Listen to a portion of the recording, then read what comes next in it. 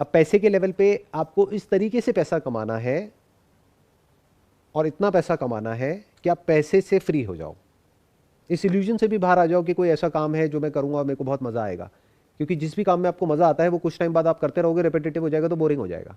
Freedom तो ये है कि आप काम को स्विच कर सको, ये नहीं जो आप सोचते हो कि कैसा काम मुझे मिल जाएगा विच आई एम पैशनेट अबाउट और फिर मैं पूरी जिंदगी वही करूंगा और फिर मेरी लाइफ बहुत बढ़िया हो जाएगी। ये सब इल्यूजन्स है।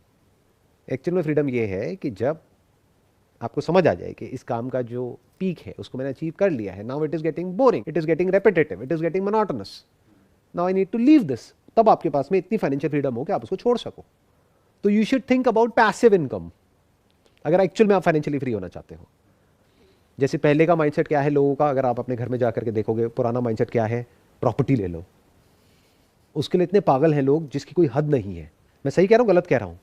सही कह रहे हो कि अपनी प्रॉपर्टी तो होनी चाहिए, और एक नहीं होनी चाहिए, बहुत सारी होनी चाहिए, बहुत सारे प्लॉट्स होने चाहिए, बहुत सारे घर होने चाहिए, बहुत सारी, जो भी पैसा आए उसको प्रॉपर्टी में इन्वेस्ट कर दो। Passive income. Not even passive income, क्योंकि वो प्रॉपर्टीज बहुत लोगों ने तो ले लेकर के डाली हुई है और वहां से ना रेंट आ रहा है ना कुछ आ रहा है, और रेंट आ भी रहा है तो वो रेंट उससे कम है जितना कि अगर वो उसको बैंक में रखेंगे तो वहां से रेंट आएगा। और प्रॉपर्टी में अब उतनी एप्रिसिएशन भी नहीं हो रही है जितनी पहले एक जमाने में होती थी। तो वो क्या कर रहे हैं, पास्ट के बेस पे फ्यूचर को देख रहे हैं कि पास्ट में अगर प्रॉपर्टी ने मल्टीप्लाई किया है पिछले 30 साल में मानो 100 गुना, तो उनको लग रहा है अगले 30 साल में भी 100 गुना मल्टीप्लिकेशन हो जाएगा, जबकि ऐसा नहीं है क्योंकि प्राइसेस ऑलरेडी बहुत इन्फ्लेट हो चुके हैं। तो अब अगर पैसिव इनकम रियल एस्टेट से नहीं आएगी तो कहां से आएगी? डिजिटल रियल एस्टेट से आएगी। अब ये डिजिटल रियल एस्टेट क्या होता है, डिजिटल एसेट क्या होता है, वो लोगों को पता ही नहीं है। तो इन्वेस्ट करने की तो बात ही छोड़ दो। डिविडेंड्स होते हैं। नहीं, देखो ध्यान से समझो, डिविडेंड क्या होता है? डिविडेंड होता है जो कंपनीज प्रॉफिट कमाती हैं उसमें से डिविडेंड देती है, या बॉन्ड्स में से आपको डिविडेंड मिलता है। तो dividend is basically an income जो आपको मिलता है जब आप किसी बिजनेस में ओनर बनते हो। जब आप एक शेयर होल्डर होते हो किसी कंपनी में, तो आप ये मत समझो कि मैं स्टॉक्स खरीद रहा हूं, आप उस कंपनी में ओनर बन रहे हो, आप मालिक हो। नौकर कौन है? डायरेक्टर जो काम कर रहा है। हमें बेसिक फंडे ही क्लियर नहीं है। मालिक कौन होता है? Share holder. तो आप उस कंपनी में शेयर्स जब ले रहे हो तो आप एक बिजनेस में इन्वेस्ट कर रहे हो, उस बिजनेस के फ्यूचर पे दाव लगा रहे हो। मैं उसकी बात नहीं कर रहा हूं, I am talking about asset, not a business. तो डिजिटल एसेट्स क्या होते हैं उसके बारे में बहुत लोगों ने सुना तक नहीं है। अगर मैं अभी आपसे बात करूंगा एनएफटी क्या होती है तो आप सोच में पड़ जाओगे। एनएफटी की फुल फॉर्म क्या होती है? बताओ क्या होती है एनएफटी की full form? Non fungible tokens. हमें यह तक नहीं पता एनएफटी क्या है, कि दुनिया किस डायरेक्शन में जा रही है। क्रिप्टो को हम लोग ऐसे समझते हैं, या तो दो तरह के लोग हैं जो मैंने देखे हैं इंडिया में।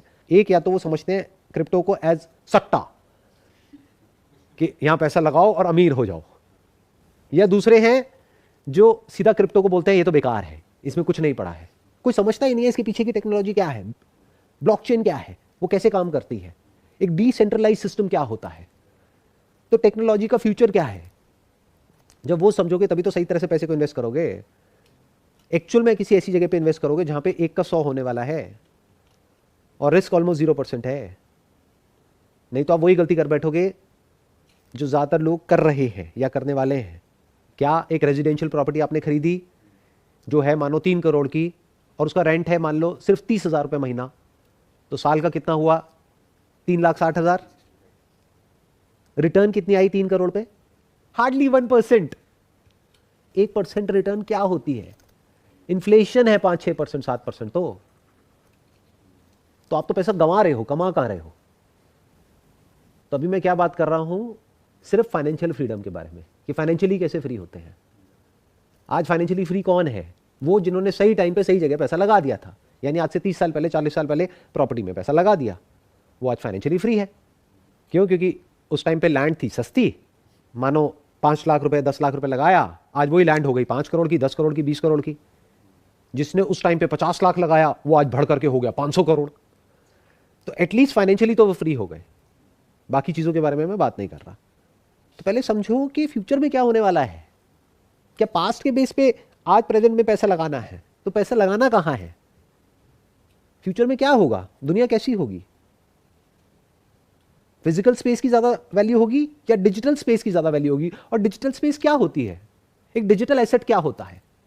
और डिजिटल एसेट में भी जितने तरह के डिजिटल एसेट्स हैं उसमें से सबसे ज्यादा वैल्यूएबल क्या है? Sir, are you a believer in crypto? I am not a believer in crypto. Like, do you think it's the future? I'm not sure about crypto, but I'm sure about blockchain. It's here to stay. Because as a model, decentralised is a better model than centralised. मतलब क्या कि आपने जहां भी पैसा invest किया हुआ है वहां से जो इंटरेस्ट आ रहा है वो इतना है कि वो आपकी लाइफस्टाइल को सस्टेन कर सके, तब आप फाइनेंशियली फ्री हो। आपको जो भी करंट लेवल ऑफ लाइफस्टाइल है अगर उसको आप सस्टेन कर सकते हो बिना कुछ करे तो आप फाइनेंशियली फ्री हो। फिर जो भी करना है वो करो, नहीं करना है तो मत करो।